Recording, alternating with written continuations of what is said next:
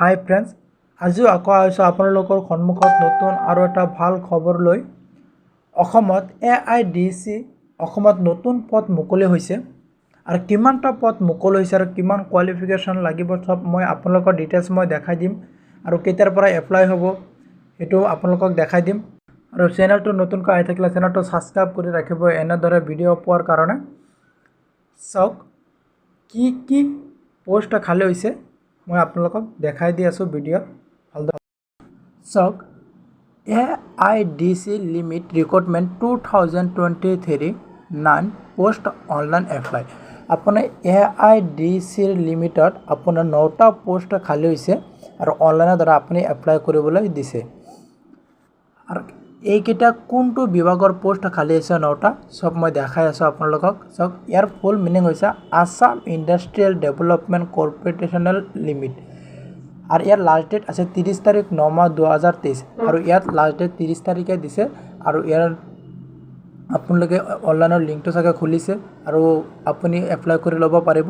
আৰু আপোনাৰ কোনটো বিভাগৰ নন জুনিয়ৰ অফিচাৰ এছিষ্টেণ্ট আপোনাৰ 9টা পোষ্ট আছে। জুনিয়ৰ এছিষ্টেণ্ট আৰু জুনিয়ৰ একাউণ্টেণ্ট এছিষ্টেণ্টৰ পোষ্ট আপোনাৰ 9টা পোষ্ট আছে। জুনিয়ৰ অফিচাৰৰ পোষ্ট অফিচাৰ পোষ্ট আৰু জুনিয়ৰ একাউণ্টেন্সৰ পোষ্ট আপোনাৰ টোটেল পোষ্ট খালী হৈছে 9টা।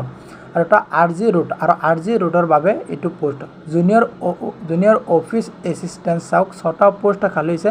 আপুনি ইয়াতে প্লে হ'ব 14,000 পৰা 60,000 আৰু এগ্ৰি লিমিট দিছে আপোনাৰ নৰ্মেল হৈছে 40 বছৰলৈকে। আপুনি যিবিলাক এক্স ছাৰ্ভিচমেন এইবিলাকক 43 লৈকে আপোনাৰ বয়সৰ ক্ষেত্ৰত দিছে। আৰু কেটেগৰী আপুনি চাওক এক্স ছাৰ্ভিচমেনৰ 42 আৰু OBCৰ কাৰণে আৰু MOCৰ কাৰণে আপুনি 43 বছৰলৈকে দিছে আপুনি এইটো এপ্লাই কৰোঁতে। আৰু আপোনাৰ চাওক এডুকেশ্যন কোৱালিফিকেশ্যন কিমান লাগিব। এডুকেশ্যন কোৱালিফিকেশ্যন আপুনি গ্ৰেজুৱেট লাগিব। গ্ৰেজুৱেট আৰু কম্পিউটাৰ নলেজ আপুনি 1 বছৰৰ কম্পিউটাৰ নলেজ লাগিব। আৰু আপোনাৰ এক্সপিৰিয়েঞ্চ আপোনাৰ এইটোৰ বিষয়ে এক্সপিৰিয়েঞ্চ লাগিব আৰু 1.5 বছৰৰ এক্সপিৰিয়েঞ্চ লাগিব।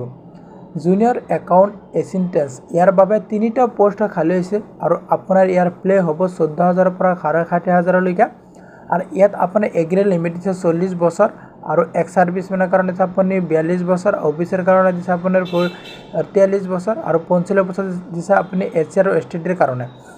আৰু এইটোৰ আপুনি কিমান কোৱালিফিকেশ্যন লাগিব BCom উইথ একাউণ্টেঞ্চি আপোনাৰ BCom কৰা থাকে বুলি কয় একাউণ্টেঞ্চিত মেজৰ লৈ আৰু উইথ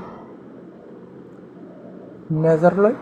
আৰু আপোনাৰ ইয়াত আপুনি কি থাকিব কম্পিউটাৰ নলেজ থাকিব লাগিব। আপোনাৰ 1 বছৰৰ কম্পিউটাৰ নলেজ থাকিব লাগিব আৰু আপুনি 1.5 বছৰৰ এক্সপিৰিয়েঞ্চ থাকিব লাগিব। তেনেহ'লে আপুনি এইটো পোষ্টৰ বাবে আবেদন কৰিব পাৰিব। আৰু এপ্লিকেশ্যন ফিজ কোনো এপ্লিকেশ্যন ফিজ ইয়াত নাই। এপ্লিকেশ্যন ফিজ ইয়াত ধৰা নাই। আপুনি জাষ্ট অনলাইন কৰিব লাগে। আৰু আপুনি অনলাইনটো আপোনাৰ কৰা হ'ব ৱেবছাইটত। আৰু স্ক্ৰল ডাউন আপোনাৰ ইম্পৰ্টেণ্ট ৱেবছাইট আপোনাৰ ৱেবছাইট খুলি আছে আৰু এপ্লিকেশ্যন ফৰ্ম আৰু আপুনি যে আগতে ৰেজিষ্ট্ৰেশ্যন কৰা নাই তাহলে ৰেজিষ্ট্ৰেশ্যন কৰি ল'ব। ৰেজিষ্ট্ৰেশ্যন কৰিবলৈ আপুনি এপ্লাই কৰিব লাগিব। আৰু পাৰ্চনেল এডুকেশ্যন ডিটেইলছ আপোনাৰ পাৰ্চনেল এডুকেশ্যন ডিটেইলছ আপোনাৰ ছাবমিট কৰিব লাগিব। আৰু আপোনাৰ ইয়াত কোনো ফিজ নাই, ফিজ কাটিব নালাগে, যে ছাবমিট কৰিব লাগিব। আৰু আপোনাৰ ফৰ্মখিনি প্ৰিণ্ট আউট কৰি ওলাই ল'ব। আৰু আপোনাৰ কি আপলোড কৰিব লাগিব মই দেখাই দি আছোঁ। ইয়াত পাছপোৰ্ট চাইজ ফটো আপোনাৰ পাছপোৰ্ট চাইজ ফটো আপলোড কৰিব লাগিব। মেট্ৰিকৰ এডমিট কাৰ্ড বা চাৰ্টিফিকেট আপলোড কৰিব লাগিব। আপোনাৰ ডিগ্ৰী চাৰ্টিফিকেট মাৰ্কশ্বিট আপডেট কৰিব লাগিব। কম্পিউটাৰ ডিপ্ল'মা চাৰ্টিফিকেট আপডেট কৰিব লাগিব। আপোনাৰ ছিগনেচাৰ আপডেট কৰিব লাগিব। আৰু এমপ্লয়মেণ্ট এক্সচেঞ্জ ৰেজিষ্ট্ৰেশ্যন চাৰ্টিফিকেটো আপডেট কৰিব লাগিব। কাষ্ট কেটেগৰিষ্ট আপোনাৰ যিবিলাকৰ কাষ্ট চাৰ্টিফিকেট থাকে সেইবিলাক কাষ্ট চাৰ্টিফিকেট আপডেট কৰিব লাগিব। যাৰ এক্স ছাৰ্ভিচমেন যিবিলাক এক্স ছাৰ্ভিচমেন এইবিলাকে ডেট প্লেচ আপুনি ছাবমিট কৰিব লাগিব।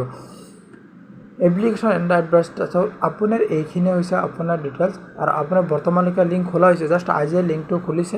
আপোনাৰ বৰ্তমানলৈকে আপুনি এপ্লাই চলি আছে, আপুনি এপ্লাই কৰি ল'ব পাৰে যদি আপুনি গ্ৰেজুৱেশ্যন হয়। আৰু আপোনাৰ যদি এইখিনি ডিটেইলছ থাকে তেতিয়াহ'লে আপুনি এপ্লাই কৰি ল'ব পাৰে।